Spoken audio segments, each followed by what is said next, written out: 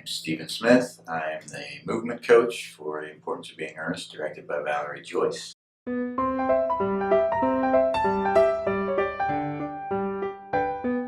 When we started, Valerie asked me to think about stylizing the movement just a little bit. We don't want the audience to really pay too much attention to it or notice it, but we did want it stylized because Oscar Wilde is a style in itself. And the speech and the turns of phrase that the characters in an Oscar Wilde play use are stylized. So we thought that the movement should be very stylized. So what we did is we started off by giving each of the actors a physical anchor to kind of express the personality of their character. And we started using the concepts of a movement guru named Rudolf von Laban, who was a dancer. And he has concepts that use descriptive words such as sustain, sudden, strong, light, pressing, gliding, things like that. So giving them different concepts to work within as far as their movement goes. And then each of the actors came up with a specific physical anchor to ground their character. So for instance, Harry as Jack / Ernest has a kind of arm that he holds up here. Whereas JB as Chasuble has his hands together like this. And that's a thing that expresses the personality of each character, but it's also, as these characters in an Oscar Wilde play are somewhat superficial, very kind of artificial. They're always sort of putting up a front for everyone else to see.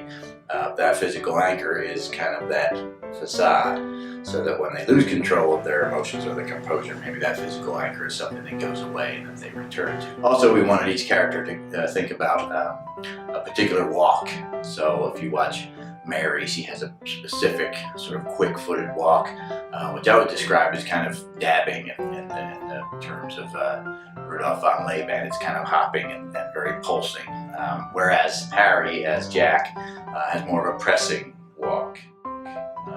If I show you what I mean with my hands, pressing is this and dabbing is this, and you can notice that in each of their walks. With an Oscar Wilde play, there is an element of physical comedy to it. It is a comedy after all.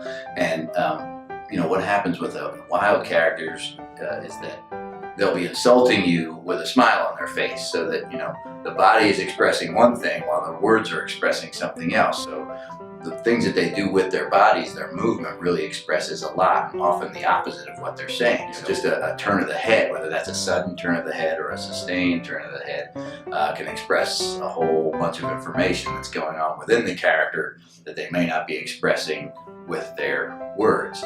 That's kind of a lost art. You look back and you look at people like Charlie Chaplin and Laurel and Hardy. Those people were very much trained in physical comedy.